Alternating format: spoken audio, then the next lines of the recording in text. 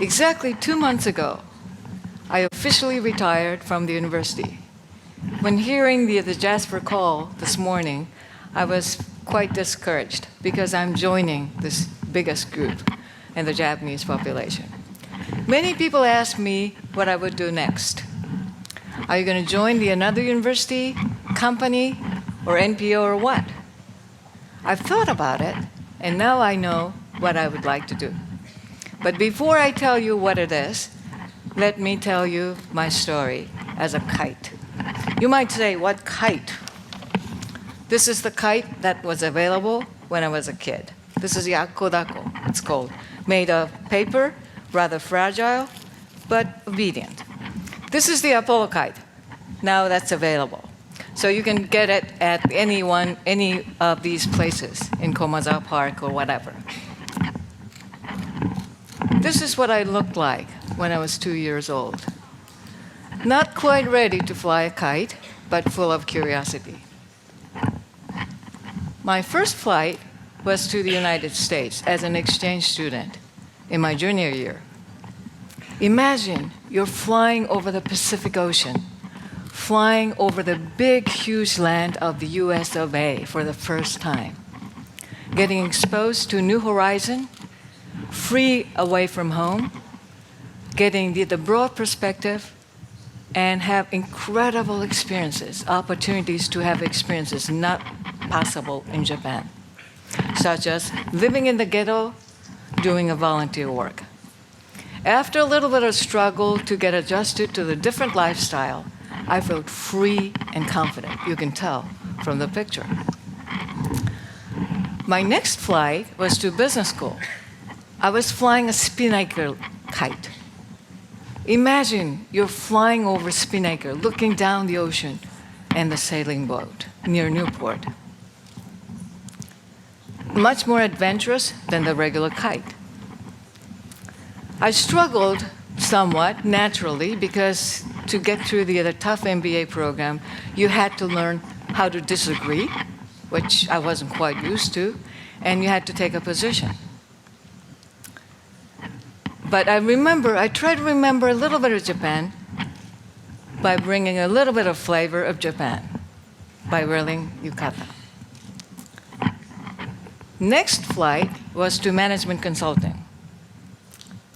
Before I began, I thought I could fly high by making a strategic recommendations to the corporate VIPs.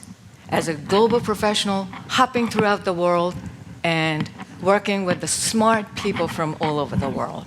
I thought I could fly high, and the corporate executives will follow my kite by taking my recommendations to implement. Wrong. My kite was blown off course by the strong wind, and it all soaked in rain. I couldn't get my clients to work with us because I couldn't come up with the good analysis or the good solutions. When I looked back, there was nobody following my kite. I was so miserable, and I was so angry at myself because I couldn't deliver the value that I was supposed to deliver. However, something happened. The wind turned, and I found a companion kite.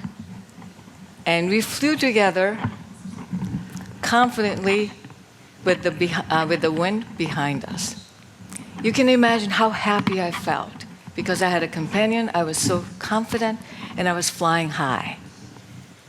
However, my companion kite started losing the ability to navigate because of cancer, and he got weaker and weaker.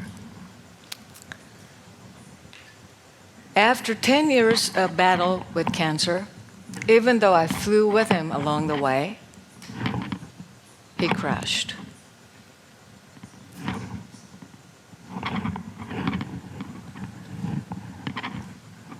I was like all alone, like the kite without the string. I had no home to go back to, and I just felt so miserable. And I didn't know what to do with myself. I didn't know which group I belonged to.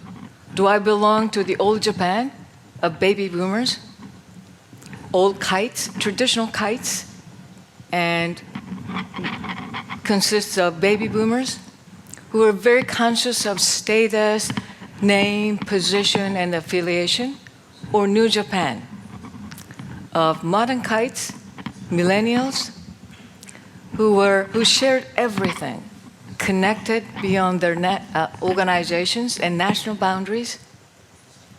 I had no idea. But after about a decade, now I'm back to flying a kite. Flying a polo kite was all I did over this New Year holidays. I remember what it was like to fly a kite. And I knew that I could change with the wind because I wanted to fly high. Technology enables all of us to do so many things, regardless of age, background, nationality, or location. We can get a lot of information from all over the world. And we can see what's taking place in remote places. We can even collaborate with the people we've never met. However, it is very, very important for you to be there, to feel it, to see it yourself, and to sense it and touch it. A kite is a key to new experiences. With a kite, you learn how to adapt to the change because you want to fly high. A kite will give you a new horizon, a new experience, and broad perspectives that you have never experienced. So, this is what I would like you to do. If you're one of those baby boomers whom I don't see too many today, take out your old kite, go to new places, and have new experiences, and change with the wind. You can do it, even though you belong to this biggest group who is getting bigger and bigger every year. If you are millennium, one of the millenniums, take the modern kite. This is very, very easy to fly.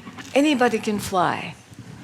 And fly high and go to all these new places and see it yourself, feel it yourself, and see what you could do.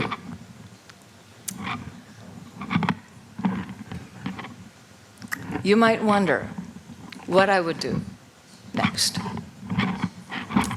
I would like to get the pilot's license because I want to fly without the springs. Thank you.